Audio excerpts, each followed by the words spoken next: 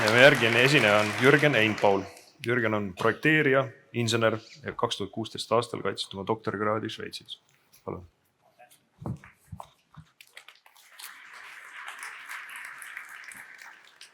Nii, tere ka minu poolt. Ma panin oma ettekande pealkirjaks, kuidas väärtustada olemasolevat. Aga üldiselt, kui konverentsi teema oli kas vana või uus, siis ma valisin vana, et ma ei räägi midagi uut. Kõik see on varem olnud, et materjalide taaskasutamine ehitamiseks on see, kuidas on ehitatud aastasadu. See, et me ei ehita niimoodi, et me teeme täiesti uut materjali uue maja ehitamiseks, on ainult mingi viimase vähem kui 100 aasta väljamõeldis või innovatsioon. See näide siin on küll välismaalt, aga need, kes käivad arhitektide viktoriinidel, need teavad, et Pärnu maanteel Urla maja ehitamise vundamendis kasutati Tuhala mõisast saadud kive, mis Tuhala mõis põles 1905 aasta revolutsiooni ajal põletati maha. Isegi suhteliselt hiljuti täiesti Eestis ongi olnud elementaarne, et me kasutame uue maja ehitamiseks vanu materjale. Ja miks me seda teeme? Seda ma vist väga pikalt ei pea rääkima.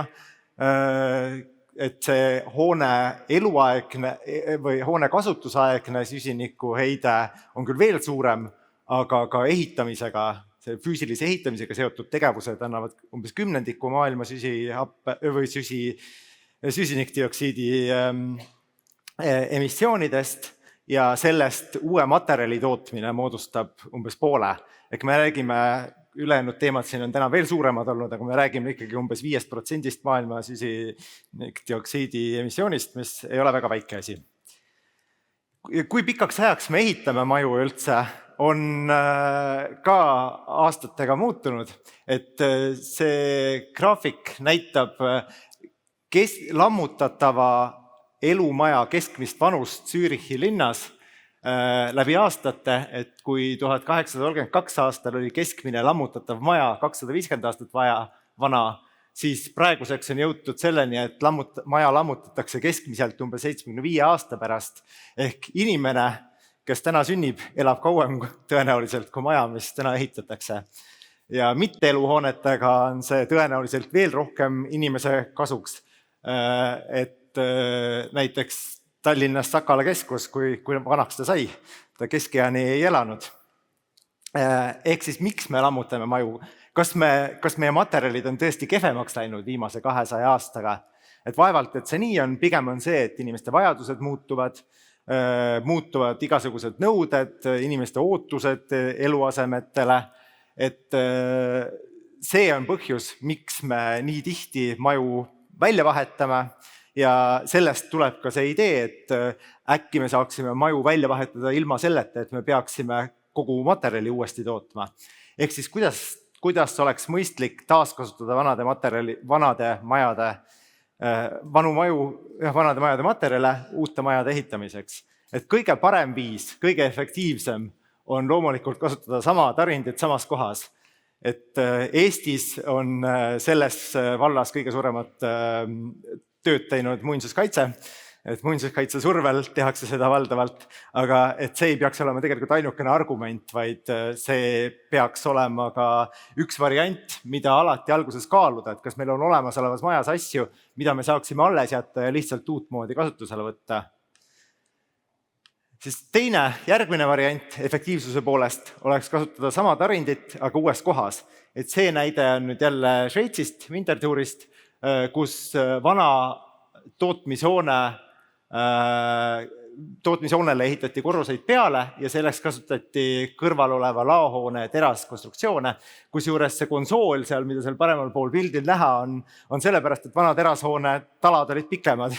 Neid ei olnud mõtet ära lõigata, kui need talad on juba olemas ja pigem teeme natukene suurema maja. Kolmas variant oleks see, et me võtaksime selle vana tarindi ja siis me kohandaksime seda uue maja jaoks. Seda praegu projekteerime me siinsamas Tallinnas Krulli kvartalis, kus kohas meil on plaanis üks tööstushoone plokk lammutada. ja selle katuse terasferme kasutada uue büroohoone katusel, kusjuures kui mõõdud ei ole päris sobivad, siis me teeme need terasferme lihtsalt lühemateks. Ja need sildkraanad, mis seal vanas majas on, neid on plaanis kasutada meil selle büroohoone aatriumis käigutee sildadena. Ja siis on järgmine variant, oleks kasutada elementi nagu täiesti uues funktsioonis ja kusjuures siin võib minna kahte moodi, et see element võib saada kas veel parema, veel kavalama kasutuse kui enne, mida siis nimetatakse upcycling uks või siis seda kasutatakse võib-olla natuke vähem väärtuslikus rollis ehk downcycling. Et me peaksime siis alati püüdlema selle poole, et see uus funktsioon oleks pigem parem kui vana funktsioon. Ja siis kõige viimane variant, mis peaks olema selline, mis on juba elementaarne, on see, et taaskasutada seda sama vana materjali. Et näiteks terase puhul ongi see juba praegu täiesti valdav, et valdav osa terasest tulebki taaskasutatud terasest. Kõik teraskonstruktsioonid või kõik metallkonstruktsioonid sorteeritakse ehitusjäätmetest ilusti välja, sellepärast, et neil on väärtus, kuna terase tootmine on piisavalt kallis selle jaoks, et seda oleks mõttekas välja sorteerida. Et betooni ja teiste ehitusmaterjalide puhul on see taaskasutuse määr väiksem, aga see on põhimõtteliselt sellepärast, et uue materjali tootmine ei arvesta jätkuvalt veel sellega kaasnevate keskkonnamõjudega, ehk uus materjal on tegelikult kunstlikult liiga odav võrreldes vana materjaliga. Et kahjuks Eestis vana betooni täitematerjalina kasutamine uues betoonis ei ole väga levinud. See on Euroopas saamas ka pigem tavapäraseks praktikaks, et seda teatud hulgas võib täitematerjali asendada betooniga ilma suuremaid probleeme põhjustamata. See aitaks näiteks meil avada vähem lubjakivi karjääre, mis kindlasti kõikidele Tallinna omanike või Tallinna ja Tallinna ümbruse inimestele kõlab väga hea pakkumisena. Üks küsimus, mis kindlasti tekib, on see, et kuidas me teame, et see olemasolev tarind on ikkagi ohutu. See on täiesti loogiline küsimus, aga et samamoodi võiks küsida, et kus me teame, et uus tarind on ohutu.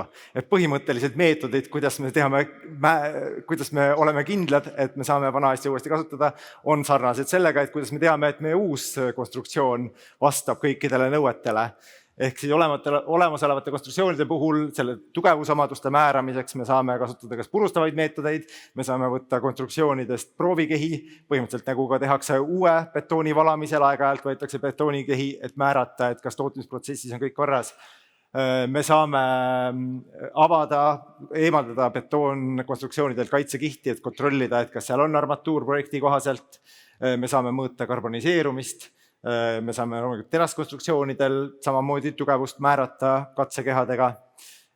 Lisaks on meil mittepurustavad meetodid, ehk me saame siis magnetiliselt määrata armatuuri asukohta betooni sees. Me saame betooni tugevust määrata siis Schmidti vasaraga või mittepurustavalt hinnata tugevust. Ja üks suur pluss, mis meil on veel olemasolevate tarindite puhul, on see, et me saame selle tugevust ka otseselt kontrollida. Et seal samas Krulli kvartalis me demonteerisime osa katuslaepaneele, et katsetada neid, et kas neid oleks võimalik kasutada muudes uutes konstruktsioonides.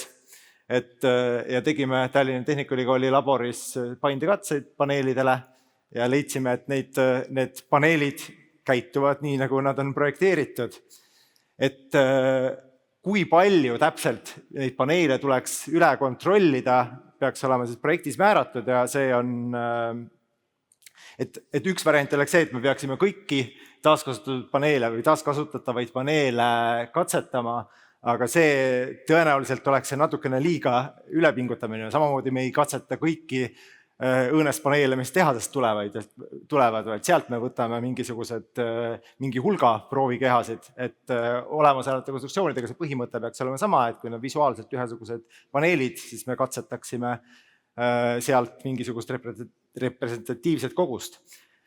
Ehk põhimõtteliselt kogu see ettepanek on see, et me peaksime ehitama rohkem kavalusega või rohkem panema nendesse projekteerimisse tarkust, inseneritööd ja vähem selliseid ressursikulukaid tegevusi, mis tegelikult toimub teistes majandussektorites täpselt samamoodi.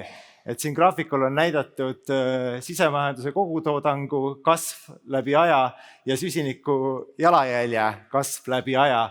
Et all paremal nurgas on näiteks arenev majandus Brasiilia, kus kohas need graafikud liiguvad üsna ühes joones. Ehk majanduskasv toimub läbi suurema süsiniku heite, aga arenenud majandustes, nagu Soomes on näha, et see majanduskasv ja süsiniku jalajälg ei liigu enam ühes rütmis, et meil on võimalik säilitada majanduskasv ja samas vähendada süsiniku jalajälge ja see kõik toimubki sellepärast, et me teeme asju kavalamalt. Me saavutame sama hea tulemuse, me saavutame sama funktsionaalsusega maja, aga ilma selleta, et me kulutaksime selleks neid ressursse, mis ei taastu, et inimese ajukapatsiteet ikkagi taastub ja seda on nagu mõtet rohkem ehitusse kulutada. Nüüd see, millega Lauri ettekannet välja reklaamis, ehk ringdisain. Et ringdisain on ka üks selline teema, et kas me peaksime projekteerimisel juba arvestama sellega, et seda hoonet saaks tulevikus kuidagi teistmoodi kasutada. Et kõige suurem murelaps on siin jällegi betoon, mida on kõige raskem demonteerida. Et sellepärast üks Soome firma Peiko, kes teeb betooni ehitamisega seotud tarvikuid ja tooteid, et nemad on tõestanud seda, et jah, betoonhoonet saab ka demonteerida. Nad ehitasid näidishoone ja siis võtsid selle lahti ja monteerisid uues kohas ja näitasid, et see on küll palju tööd. Teatud ühendused tuleb uuesti teha, aga selle jalajälg on ikkagi oluliselt väiksem kui uue materjali tootmine ja täiesti uue maja ehitamine. Et teistes konstruktsioonitüüpides nagu puidu puhul on see rohkem tavaline, et me kasutame kruve selle asemel, et liimliiteid kasutada, et kõike saaks demonteerida. Ja terase puhul on ka siis samamoodi, et terast on ka suhteliselt lihtne lahti võtta ja uuesti kasutada. Aga kas me peaksime seda uue maja projekteerimisel juba arvestama? Mina näiteks ei tea, mida meil tulevikus vaja läheb ja ma arvan, et see on kõikide jaoks keeruline küsimus. Et kas me oskame projekteerida praegu maja, arvestades ka sellega, et missugune see maja peaks 50 aasta pärast olema. Ma arvan, et me pigem ei oska seda teha, mida näitab ka statistika, et on meil vaja järjest uusi maju teha. Et mida me siis praegu peaks tegema, on minu arust see, et me peaksime lihtsalt andma endast parima. Me peaksime tegema sellise maja, mis oleks praegu väga hea, et siis on lootust, et see maja on vähemalt heal tasemel ka tulevikus. Et näiteks, et üle 100 aasta tagasi ehitatud tootmisjoone, mida tänapäeval tahetakse uuesti väärindada, seda kasutatakse praegu teatrietenduste jaoks, tahetakse teha ka konverentsikeskust, et sellel on uus funktsioon, ma arvan, et isegi kui see ei oleks muinsuskaitse all, isegi siis ei tahetaks seda kohe lammutama hakata. Isegi siis, kui selle tänapäeva nõuetele vastavusse viimine on võib-olla suurem väljakutse natukene. Et kas see paremal pool olev hoone on 100 aasta pärast ka sama väärtuslik, seda ma ei tea, võib-olla on, seda on 100 aasta pärast näha, aga pigem ma julgeks selles kahelda. Et mis selle kõige juures on suurim väljakutse, on see, et kuidas seda tegelikult korraldada. Et siin on näidatud, siis, missugune võiks olla selline ideaalne protsess, et kui me tahaksime vanast majast või vanamaja konstruktsioone kasutades teha uut maja, et me peaks kõigepealt vanamaja kohta tegema põhjaliku auditi. Me peaks tegema uuringu selle kohta, et missugused elemendid sealt on taaskasutatavad, neid konkreetseid elemente täpsemalt uurima, samal ajal paralleelselt hakkama projekteerima uut maja, kasutades siis ära seda informatsiooni ja seda materjali panka, mis meil seal vanas majas on. Seejärel saab hakata vanamaja lammutama ja alles vanamaja lammutamise ajal saab lõplikku uue maja projekti teha, kui on lõplikult meil teada juba need materjalid, nende omadused, me oleme saanud teha vajalikud katsed. Siis vahepeal tuleb vanamaja elemente kuskil hoiustada ja siis saab uue maja ehitada. Et sellega võrreldes tänapäevane ehitusprotsess käib niimoodi, et kõigepealt on arhitektuurivõistlus, siis toimuvad erinevad projekteerimisstaadiumid, siis on vahepeal paar aastat pausi, et tellija saaks raha koguda, ja siis hakatakse ehitama ja enamus sellest rahalisest ja ajuressursist lisandub alles sellel hetkel, kui me seda maja ehitama hakkame. Et see protsess ei sobi selle loogikaga, et me projekteerimise käigus peaksimegi põhjalikult tegelema vanamaja uurimisega, ma peaks sellesse panema võimalikult palju aega, tööd, ka füüsilist vaeva vanamaja demonteerimisel, elementide katsetamisel. Et see tahaks nagu teljepoolset natuke nagu täpsemat või teistmoodi selle protsessi läbimõtlemist. Et kokkuvõttes, et mis ma tahtsin öelda, on see, et olemasolevates ehitistes on alati midagi, mida saab ära kasutada, et ükskõik missugusel tasemel, kas või siis lihtsalt materjalina, eelistatult, mida suuremate tükkidena seda vanamaja ära kasutada, seda parem. Siis et ehitamisesse tuleks panna rohkem tarkust, et meil oleks vaja kulutada vähem neid taastumatuid füüsilisi ressursse ja me peaksime alati andma praegu endast parima selleks, et oleks lootust, et see meie projekteeritud ja ehitatud maja kestaks võimalikult kaua ja oleks väärtuslik ka tulevikus. Aitäh!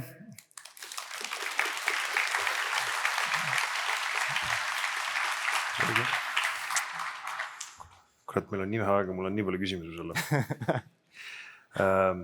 Mul on selline küsimus sulle, et kas sa ei tunne seda, et see ringmajanduse teema on järsku lihtsalt kuskil uksest sisse sõitnud ja kõik need teooriad on pärit just minu arust nagu tootmissektorist. See on tulnud ehitusse, võetud üle ja mis ma tahan öelda, rääkides on just see demonteeritavus, et arhitektid on justkui võtnud selle, minu kogemusel arhitektid on justkui võtnud selle keskseks narratiiviks, mis puudutab nagu ringset mõtlemist, et sul on komponendid demonteeritavad. Aga kas ei ole mitte lihtsalt siuke, mis puudutab ringmõtlemise nagu terviklikkus, siis see on siuke minust siuke madal puuvili, mida kätte saada, et tegelikult seal on palju keerukam see, kuidas nagu hoonet teha hästi pikalt kasutatavaks ja hoone ei ole ju kandetarind ainult. Ja no see ongi nagu kaks lahendust oleks, et üks variant oleks teha hoone hästi lihtne, modulaarne, et seda saaks võtta tükkideks lahti, teistmoodi kokku panna. Aga teine lähenemine oleks see just, et hoone teha võimalikult massiivne ja see ruum, see füüsiline ruum teha võimalikult suur ja tugev ja paindlik, et seda tahetaks tulevikus ka säilitada. Et selle mõttes hooned on ikkagi palju suuremad kui see tootedisain. Et võib-olla jah, natukene see viib neid nagu valesse suunda, kuna see tootedisain, tooted on ikkagi lühemaks ajaks mõeldud ja ongi mõeldud mingisuguseks konkreetseks lühikeseks kasutusotstarbeks. Aga mõtlen just seda, et nagu teeme hoonet läbi, see on suhteliselt kindel, et me teeme seda kallimaks läbi sellise mõtteviisi. No vähemalt esialgu ma hindaks seda. Aga tegelikult me räägime, see praegu ikkagi nagu on see kandetarindi küsimus, et suured silded ja nii edasi, aga enne kõike aegub tehnosüsteemide osa ja nii edasi. Ja täpselt kõrged laed ja suured silded võimaldavadki meil mahutada siin ka uusi teistsuguseid tehnosüsteeme. Aga jah, see hinna küsimus on üks asi on see, et jah, uue materjali tootmine, et kas me hinnastame seda õigesti praegu, arvestades seda kahju, mis me põhjustame keskkonnale või kuidas me mõjutame keskkonda. Ja teine küsimus on see, et kui me ehitame maja 200 aastaks, mitte 50 aastaks, siis me võimegi sellesse natuke rohkem ressursse praegu panna. Mul on nagu tunne lihtsalt seda, et selle toote ehitise kui toote eluiga on lihtsalt nii pikk, et me peaks kõigepealt ehitajatena ise mõtlema, mida me ringdisaini all mõtleme või teiste toodetega. Sellepärast ma tahtsingi öelda, et see ringdisaini mõtlemine niimoodi, et me arvestame või me kujutame ette, et me arvestame läbi ka selle stsenaariumi, mis 50 aasta pärast sellel majal on, kuidas see lahti võetakse. Ma arvan, et seda me ei oska teha praegu ja see on liiga suur väljakutse ja et me peaksime selle ülesande jätma 50 aasta pärast tegutsevatele arhitektidele ja inseneridele. Okei. Aitäh, Jürgen.